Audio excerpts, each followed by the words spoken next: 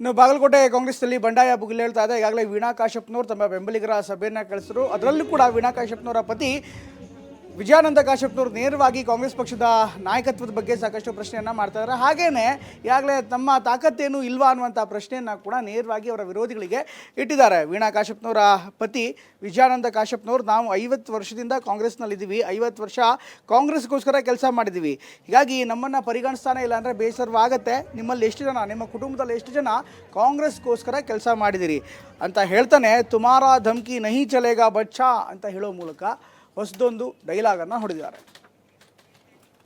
ಕುಟುಂಬ ರಾಜಕಾರಣ ಮಾಡಕ್ ಬಂದಿಲ್ಲ ನಾನು, ಆದ್ರೆ ದುಡಿದವರಿಗೆ ಜಿಲ್ಲಾ ಪಂಚಾಯತಿ ಸದಸ್ಯರಾಗಿ ಅಧ್ಯಕ್ಷರಾಗಿ 2019ರಲ್ಲಿ ತಮಗೆಲ್ಲ ಗೊತ್ತಿದೆ, ಜಿಲ್ಲೆಯಲ್ಲಿ ಯಾರಿನ ಬಗ್ಗೆ ನಾನು ಟೀಕೆ ಮಾಡಕ್ ಹೋಗೋದಿಲ್ಲ. ಎಷ್ಟೋ ಮಂದಿ ರಾಜಕೀಯದ ತ್ಯಾಗ ಆಗ್ತೀನಿ ನಾನು ನಿವೃತ್ತಿ ಆಗಿ ಅಂತ ಘೋಷಣೆ ಮಾಡಿದ್ರು, ಯಾರು ಒಬ್ರು ಮುಂದುವರಲಿಲ್ಲ. ಜಿಲ್ಲಾ ಪಂಚಾಯತಿ ಅಧ್ಯಕ್ಷ ಆಗುವಂತ ಸಂದರ್ಭದಲ್ಲಿ ಕೂಡ ನಾನು ಒಬ್ಬರೇ ಗಂಡಗಲಿಯಾಗಿ ಜಿಲ್ಲೆಯಲ್ಲಿ ಅದನ್ನು ಒಪ್ಕೊಳ್ಬೇಕು, ನಮ್ಮ ನಾಯಕರು ಒಪ್ಕೊಳ್ಬೇಕು, ಎಲ್ಲರೂ ಒಪ್ಕೊಳ್ಬೇಕು.